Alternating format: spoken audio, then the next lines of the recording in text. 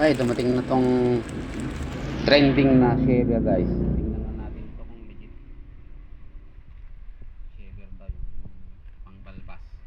Tingnan natin kung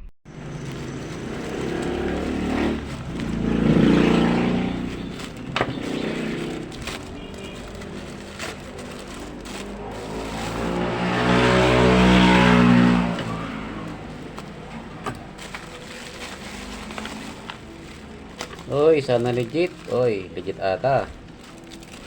Tingnan natin kung matalim.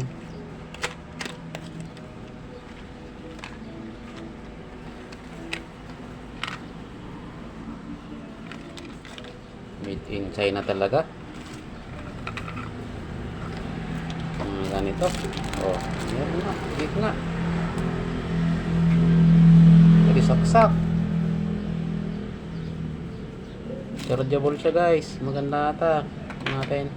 Uy, maganda. Maganda nga. Oh, parang maganda guys.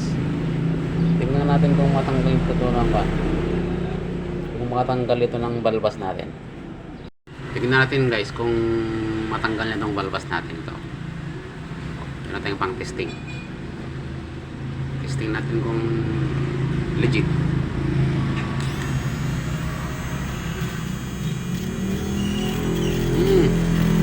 Matalim nga guys. Legit.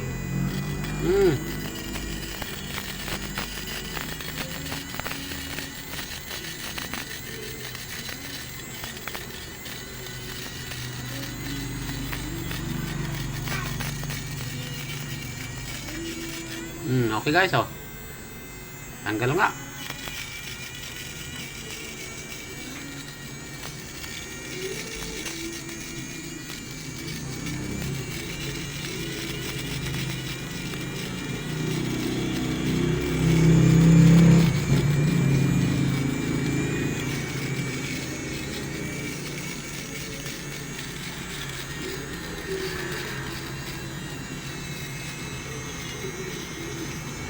Okay.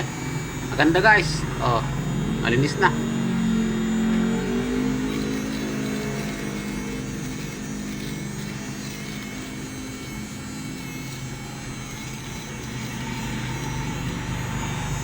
Maganda guys, hindi niya pinupungot yung buhok. Talagang pinuputol niya. Oh, makinis na siya oh. Kaysa naman yung blade, masusugat pa yung balat. Maganda siya oh. Putol na putol.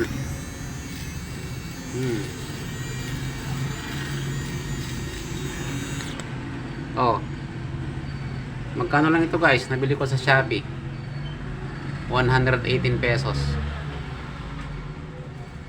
Pang matagalan na dalawa ito. Meron siyang dalawang blade.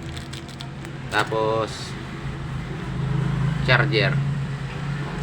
Kaysa bili ka ng blade, makailan ka, bili ka na lang ng ganito. Hindi ito advertisement guys ah.